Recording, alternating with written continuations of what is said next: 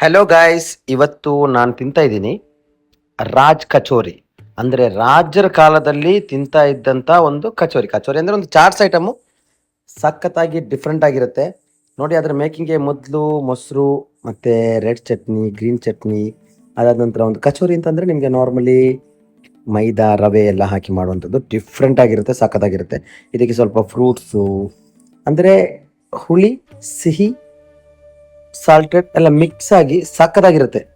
ಇದರದ್ದು ಮೇಕಿಂಗ್ ಯಾವ ಥರ ಅಂತ ತೋರಿಸಿದ್ದೀನಿ. ಅಂದರೆ ಇದರ ಮೇನ್ ಪ್ರಿಪ್ರೇಷನ್ ಇಂಗ್ರೀಡಿಯೆಂಟ್ಸ್ ಏನೆಲ್ಲ ಇದೆ ಅದನ್ನು ನಾನು ನಿಮಗೆ ನೆಕ್ಸ್ಟ್ ವೀಡಿಯೋದಲ್ಲಿ ನಾನು ತೋರಿಸ್ತೀನಿ. ಇದಂತೂ ಸಿಕ್ಕಾಪಟ್ಟೆ ಟ್ರೆಂಡಿಂಗಲ್ಲಿ ಎಲ್ಲರೂ ಇಷ್ಟಪಡುವಂಥ ಒಂದು ಡಿಶ್ ಆಗಿದೆ.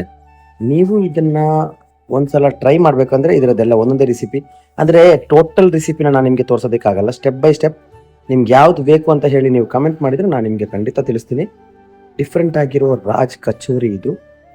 ಇದೇ ಥರದ ಹೊಸ ಹೊಸ ಐಟಮ್ಗೋಸ್ಕರ ನನ್ನ ಯೂಟ್ಯೂಬ್ ಚಾನಲ್ನ ನೀವು ನೋಡ್ತಾ ಇರಿ. ಇದು ನಾನು ಬೇರೆ ಕಡೆಗೆ ಹೋಗಿದ್ದೆ ಜಸ್ಟ್ ಫುಡ್ ಟ್ರಯಲ್ಗೆ ಅಂತ. ಅಲ್ಲಿ ಹೋದಾಗ ಅಲ್ಲಿ ನೋಡಿದೆ, ಸಖತ್ತಾಗಿ ಮೂವಿಂಗ್ ಇತ್ತಲ್ಲಿ, ಅಂದರೆ ಸಿಕ್ಕಾಪಟ್ಟೆ ಕ್ರೌಡು ಕೂಡ ಇತ್ತು. ಹಾಗಾಗಿ ನಾನು ತಿನ್ನೋಣ ಅಂತ ತಿಂತಾ ಇದ್ದೀನಿ. ನೆಕ್ಸ್ಟ್ ನಿಮಗೆ ಇದನ್ನು ಯಾವ ಥರ ಮಾಡೋದು ಅದ್ರ ಫುಲ್ ಮೇಕಿಂಗ್ ವಿಡಿಯೋನ ನಾನು ನಿಮಗೆ ತೋರಿಸ್ತೀನಿ. ಅಲ್ಲಿವರೆಗೂ ಸ್ವಲ್ಪ ವೆಯ್ಟ್ ಮಾಡಿ ಹಾಗೂ ಸಬ್ಸ್ಕ್ರೈಬ್ ಮಾಡಿ.